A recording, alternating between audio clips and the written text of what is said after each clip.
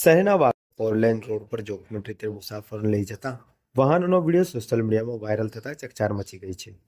Eco અને Bolero જેવી ગાડીઓના છાપરા પર સામાનના પોટલા ગોઠવી તેના ઉપર શ્રમિકોને બેસાડી મુસાફરી કરાવતા વાહન ચાલકો રોડ સેફટી અને આરટીઓના તમામ નિયમોનો ખુલ્લેઆમ અવગણના કરતા જોવા મળ્યા છે. મળતી માહિતી મુજબ મધ્યપ્રદેશ પાર્સિંગવાળા વાહનોમાં શ્રમિકોને ખીચોખીચ ભરીને લઈ જવાતા હતા. ગાડીના છાપરા પર 8 થી 10 જેટલા સામાનના પોટલા ગોઠવી તેના ઉપર શ્રમિકોને બેસાડીને મુસાફરી કરાવવામાં આવતી હતી. ગાડીના છાપરાથી 4 થી 5 ફૂટ જેટલી ઊંચાઈએ બેસાડવામાં આવેલા શ્રમિકો માટે આ મુસાફરી જીવલેણ સાબિત થઈ શકે તેવી સ્થિતિ સર્જાઈ હતી.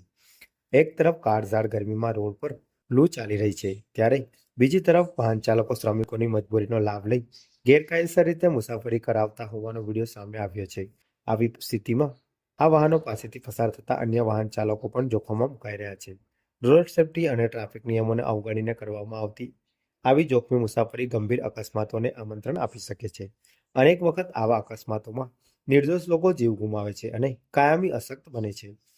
ટ્રાફિક જાગૃતિ માટે સરકાર અને ટ્રાફિક વિભાગ દ્વારા સતત અભિયાન ચલાવવામાં આવે છે, છતાં આવા બનાવો સામે આવતા ટ્રાફિક વિભાગે વધુ સજાગ બની કડક કાર્યવાહી કરવાની જરૂર ઊભી થઈ છે.